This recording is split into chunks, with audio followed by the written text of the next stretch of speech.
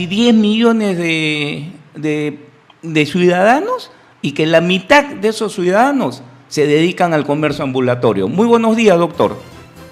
Muy buenos días, mi querido amigo Oscar Larena, buenos días a todos por radioescuchas. Y aquí, pues bueno, lamentando una vez más una situación tan difícil, tan dura y crítica como la suscitada el fin de semana acá en Lima Norte. Lamentable la pérdida de, creo, 4 personas y bueno, también del victimante. Y nos muestra una realidad, ¿no? Como tú lo acabas de señalar, la realidad respecto del comercio informal, la realidad de falta de trabajo y la realidad de la poca capacidad que de pronto puedan tener los gobiernos locales para enfrentar el comercio informal, que de una u otra forma está latente en nuestra sociedad, está latente sobre todo en los distritos periféricos, en este caso Lima Norte, ¿no? Yo quiero empezar un poco recordando lo que dice la Constitución respecto a la persona y respecto al trabajo.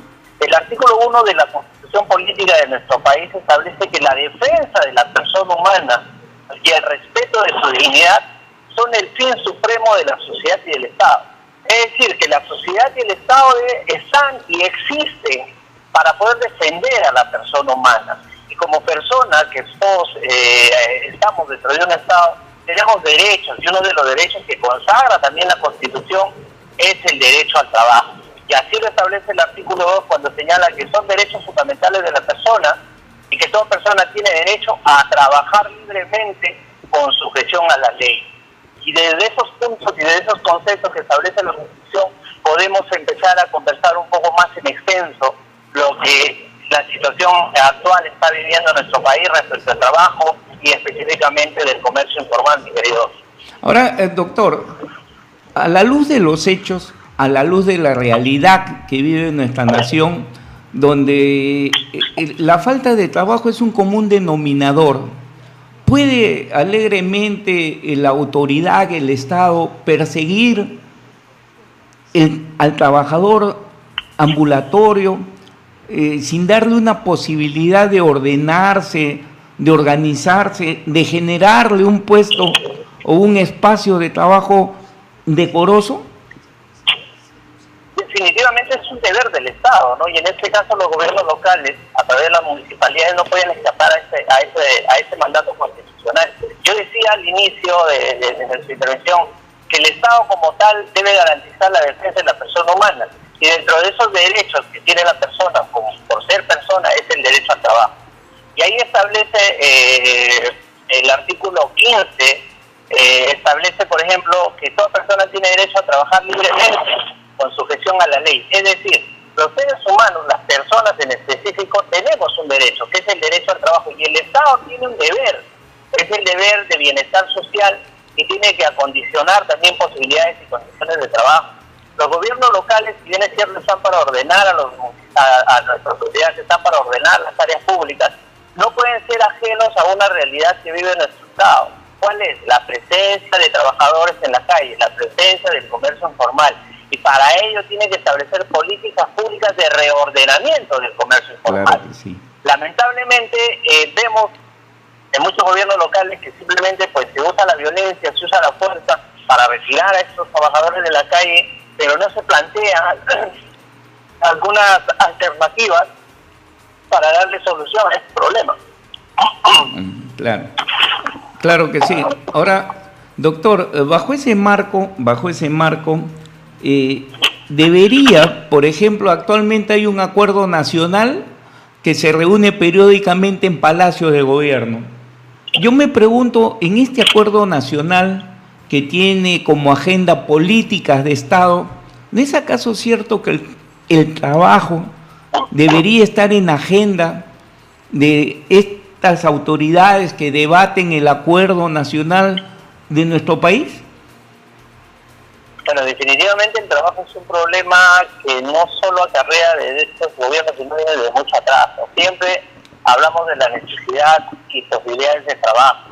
En otros contextos hablamos de condiciones de trabajo. En esta oportunidad hablamos de la necesidad de generar empleo, la necesidad de generar trabajo. Y los gobiernos locales, como las autoridades del gobierno central, y como tú lo acabas de decir, ¿no?, el acuerdo nacional, deberían establecer políticas públicas de fomento del trabajo. Claro. Lamentablemente eso no se está dando.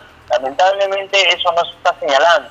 Ahorita, bueno, nos hemos centrado en un tema tan sensible también para la sociedad como es el tema de la corrupción, pero hemos dejado de lado las posibilidades de trabajo. Este gobierno actual entró con esa bandera de generar empleo, de generar fomento, de generar desarrollo, o quizás por la experiencia de nuestro presidente y de su equipo, que son especialistas en temas económicos. Se esperaba mucho de que a través de esos conocimientos se pueda generar más empleo. Sin embargo, vemos que las cifras no nos están dando la razón, sino al contrario. Hay un estancamiento, hay una paralización del aparato productivo en nuestro país, y obviamente eso va generando más desempleo, como el caso de este muchacho, ¿no? Que sin justificar lo sucedido, hasta donde se nos ha informado, días atrás el señor fue despedido de su centro laboral, y ante la necesidad de trabajo pues salió a la calle a vender hamburguesas, a generar un negocio, y bueno, ya sabemos un poco las consecuencias tristes y lamentables de lo que ha pasado. Que ojalá de verdad, doctor, nunca se vuelvan a repetir, porque esto no le hace ningún bien a la imagen del país. Pero lo que yo sí reclamo con todas mis fuerzas es que el Estado no puede ser indiferente a lo que es su obligación.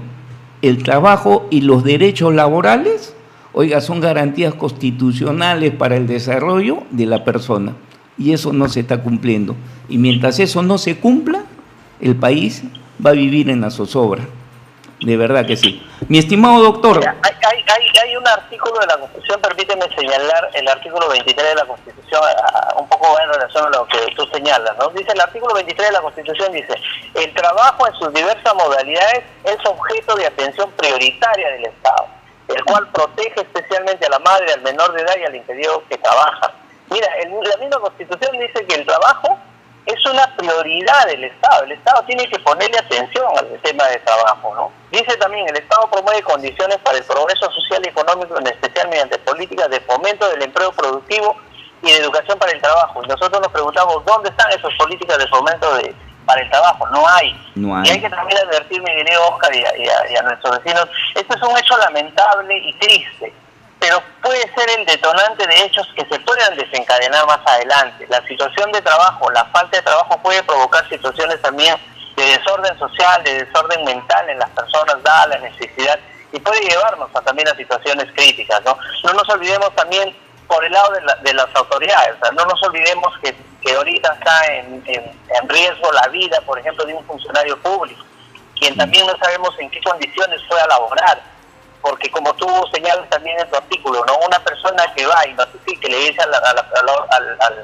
al ambulante, le dice: oye, mañana voy a venir para poderte retirar o retirar tus cosas, ya estás preparando también a esa persona a que pueda tomar algunas acciones de defensa.